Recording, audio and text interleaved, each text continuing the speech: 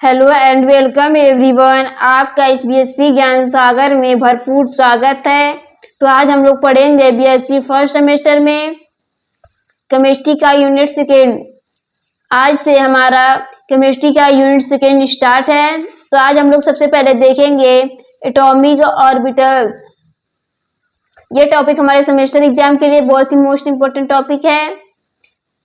इस टॉपिक से competitive exam में भी क्वेश्चन पूछे जाते हैं। यह टॉपिक शॉर्ट या वेरी शॉर्ट में हमारे सेमेस्टर एग्जाम में पूछा जा सकता है। तो आज हम लोग देखते हैं एटॉमिक ऑर्बिटल्स।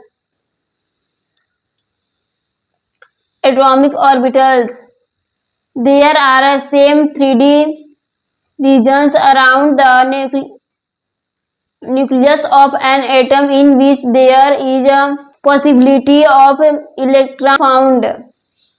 यहाँ एटॉमिक ऑर्बिटल्स में बताया गया है कि एटम में न्यूक्लियस के चारों ओर, एक एटम है उसमें बीच में न्यूक्लियस प्रेजेंट है, इसके चारों ओर कुछ ऐसे 3D रीजन्स पाए जाते हैं, कुछ ऐसे 3D रीजन्स पाए जाते हैं जिनमें इलेक्ट्रॉन्स पाए जाने की संभावना होती है, पॉसिबिलिटी होती है, संभावना होती है। एटम होगा, न्यूक्लियस होगा, न्यूक्लियस के चारों ओर इसमें इलेक्ट्रॉन पाए जाने की संभावना होती है। These regions are called atomic orbital, जिसे हम एटॉमिक ऑर्बिटल कहते हैं। जिसमें एक एटम है, उसके न्यूक्लियस के चारों ओर इलेक्ट्रॉन पाए जाने की संभावना होती है, उसे हम एटॉमिक ऑर्बिटल्स कहते हैं। अब हम देखेंगे types of atomic orbitals, atomic orbital के प्रकार। अब हम देखेंगे S orbital. S orbital is spherically symmetric, there coordinate axis X Y Z pass through the centre of S orbital. S orbital में बताया गया है कि जो एस ऑर्बिटल होता है वह गोलाकार रूप में सममित होता है, गोलाकार रूप में रहता है, सममित होता है, और इसके 3 अक्ष होते हैं एक्स वाई जेड। इसके 3 सामान्य अक्ष होते हैं एक्स वाई जेड, जो एस ऑर्बिटल के केंद्र से होकर गुजरते हैं, जो एस ऑर्बिटल के केंद्र से, सेंटर से होकर गुजरते हैं। अब हम देखेंगे एस ऑर्बिटल के diagram.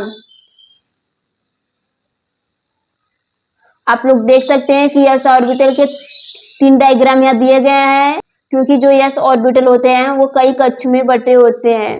1s orbital, 2s orbital, 3s orbital, और आगे भी इसके ऑर्बिटल दिए गए हैं, लेकिन एग्जाम्पल के रूप में हम 3 ऑर्बिटल ही देंगे। जो s ऑर्बिटल है, 1s ऑर्बिटल है, उससे बड़ा होगा 2s ऑर्बिटल, और 2s ऑर्बिटल से बड़ा होगा 3s ऑर्बिटल। क्योंकि जो 1s ऑर्बिटल है इसमें कक्ष की संख्या कम होगी और 2s में अधिक होगी, और उससे अधिक 3s में होगी।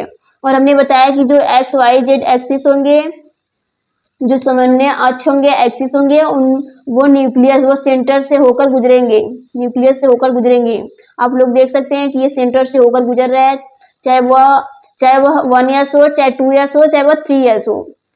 हमने बताया कि चाहे वह 1s ऑर्बिटल हो, चाहे 2s ऑर्बिटल हो, चाहे 3s ऑर्बिटल है, वह तीनों में से जो एक्स वाई जेड एक्सिस है वो सेंटर से होकर गुजरेगा, न्यूक्लियस से होकर गुजरेगा। अब हम देखेंगे पी ऑर्बिटल। पी ऑर्बिटल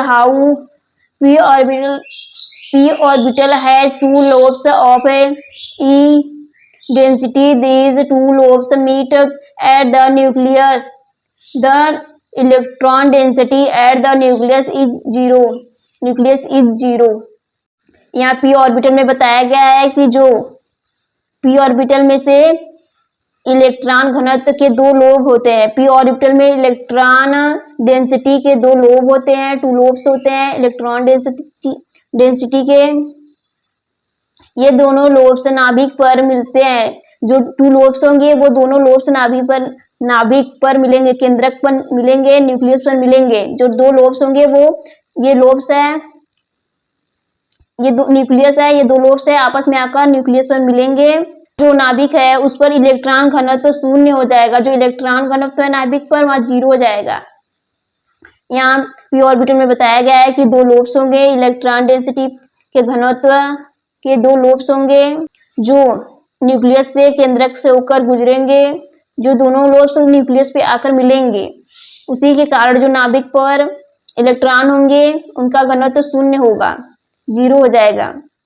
लोग देख सकते हैं कि पी ऑर्बिटल में भी एक्स एक्सिस, जेड और वाई एक्सिस प्रेजेंट है, जिसमें 2 लोब्स प्रेजेंट है, P X, P Y, P Z में, जिसमें 2 लोब्स हैं, उनमें से सेंटर से होकर गुजरेगा। जो 2 लोब्स आपस में न्यूक्लियस पर जुड़े रहेंगे और इसका जो इलेक्ट्रॉन घनत्व होगा शून्य होगा। आप लोग देख सकते हैं इसका इलेक्ट्रॉन घनत्व शून्य हो जाएगा। इसमें 2 लोब्स हैं, आपस में मिले हुए हैं, एक पी एक्स, एक पी वाई, एक P Z, P axis, P Y axis and P Z axis पर प्रेजेंट है। एक बार एक्स एक्सिस कट रहा है, एक बार वाई एक्सिस से कट रहा है, एक बार जेड एक्सिस से लोब से कट रहे हैं। अब हम देखेंगे see, D orbital. For d orbital, the value of n azimuthal quantum number 1 is 2. The d orbital is found from the principal quantum number n equal to 3. Thus, there are 5 orbitals, namely dxy, dyz, dzx, dx square minus y square, dz square। यहाँ D orbital में बताया गया है कि जो D orbital होता है उसके लिए एजीलूथम क्वांटम संख्या का मान एजीलूथम क्वांटम संख्या 1 का मान 2 होता है।